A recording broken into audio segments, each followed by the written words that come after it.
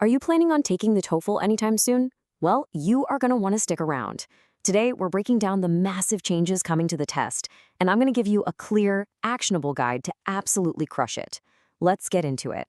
So, let's just get right to the point. Do you have this date, or any date after it, circled on your calendar? If you're nodding your head yes right now, then everything we're about to cover is absolutely crucial for you. Because, well, the test you thought you were studying for is about to be completely reinvented. And listen, I'm not talking about a few small tweaks here and there. Nope. We are talking about a total redesign of how your English skills are tested, how they're scored, and how they're evaluated. This is, without a doubt, the biggest update the TOEFL has seen in years, maybe even decades, seriously. So first up, let's talk about this big 2026 transformation. We're going to break down what's changing, and this is the important part, why it's changing. Because if you understand the why, mastering the new format becomes so much easier. Go ahead and burn that date into your brain, January 21st, 2026. From that day on, every single TOEFL IBT test is going to use this new system. The old test, it's gone, vanished. So if you're just getting started with your prep, this new version is the only one that matters. So why the huge overhaul? Why shake everything up? Well, ETS, the folks who make the TOEFL, they have a few big goals. They want a test that's quicker and more personalized to your specific skill level. They're also lining it up with something called the CEFR, which is basically the global gold standard for language skills. But really, what it all boils down to is this. They want a test that is fairer, more accurate, and a much better reflection of the English you will actually use in a modern university classroom. And achieving those goals meant they couldn't just tinker with the old system. They had to build something radically new. These changes go way beyond the questions themselves. They change the whole structure of the test, how it feels when you're taking it, and even how you get your final score. Okay, now take a look at this table. It really lays out just how big these shifts are. First off, the duration. That long, grueling 3-hour test, it's been cut down to just over 2 hours. Huge difference. The format is now adaptive. We'll get to what that means in a second. The scoring you're used to, that 0 to 120 scale, gone. It's now a 1.0 to 6.0 band system. And check this out. You get your scores way faster in about 72 hours. This isn't just a paint job. It's a whole new engine. So what on earth is adaptive testing? It's actually a pretty cool concept. Think of it like this. The test gets smarter as you take it. In the reading and listening sections, you'll do a first set of questions. If you do well, the next set gets harder. If you struggle a bit, the next set gets a little easier. The goal is to zero in on your exact skill level much more quickly. It makes the test more efficient and ultimately more accurate. Okay, so we've got the big picture. Now it's time to zoom in and get our hands dirty. We're going to walk through each of the 4 sections, reading, listening, speaking, and writing, and I'll break down exactly what's new and, more importantly, how you need to change up your study plan. First up to bat, the reading section. This has been totally redesigned, so let's take a look at what you need to know to beat it. All right, so the first thing you need to do is say goodbye to those super long 700-word passages. They're gone. Instead, you'll get shorter, more jam-packed texts, about 200 words each, and they'll cover academic stuff, sure, but also more real-world texts. Plus, you got to be ready for 2 brand new question types. One called paragraph relationships, which is all about how ideas connect, and another called important idea, which, you guessed it, tests if you can spot the main point. So how do you prepare for this? Well, first things first, vocabulary is still king. That's non-negotiable. You have to build that word list every day. Second, you have to get really, really good at skimming. With these shorter passages, you've got to find that main idea fast. Third, you need to train with adaptive practice tests to get a feel for the new flow. And here's a little pro tip. Spend time reading articles on science websites. A ton of TOEFL passages are science-based, and being comfortable with that kind of language is a huge advantage.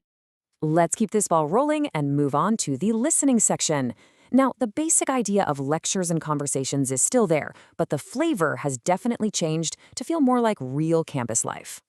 So yeah, you'll still get those classic academic lectures and student-professor chats, but now they're throwing in more real-world audio, things like campus announcements or just more natural, informal conversations between people.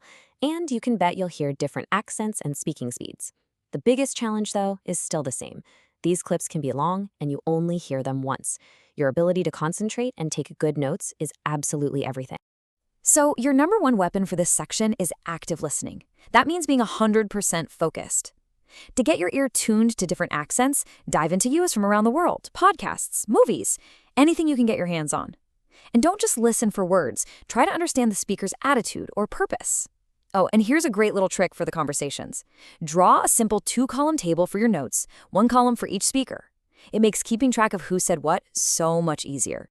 All right, take a deep breath because when we get to the speaking section, wow, we are not just talking about a few changes. We are talking about a complete and total demolition and rebuild.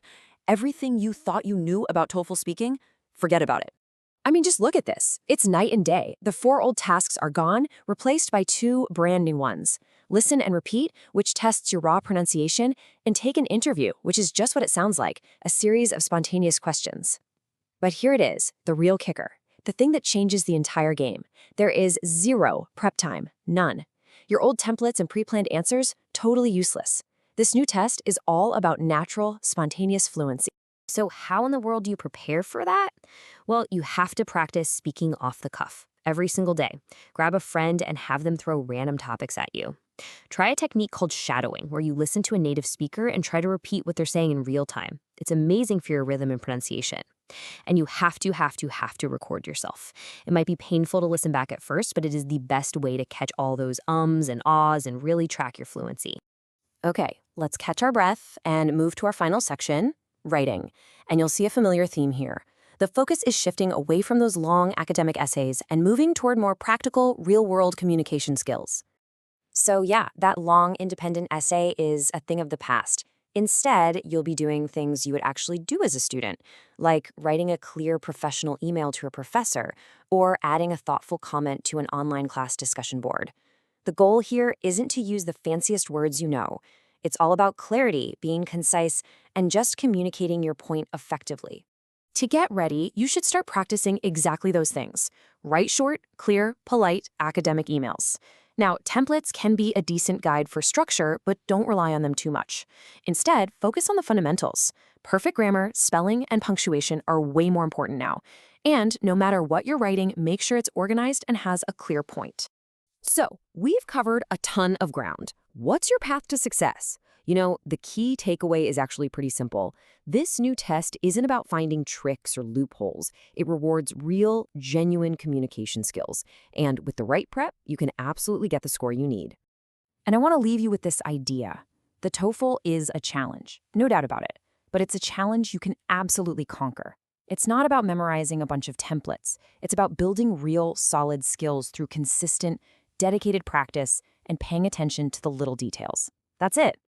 The game has changed. The test is shorter, it's smarter, and it's much more focused on real-world English. It's a better, fairer test. And now you know exactly what's coming. So the only question left is the one right there on your screen.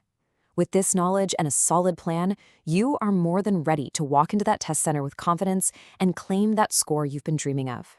You've got this. Now go get ready.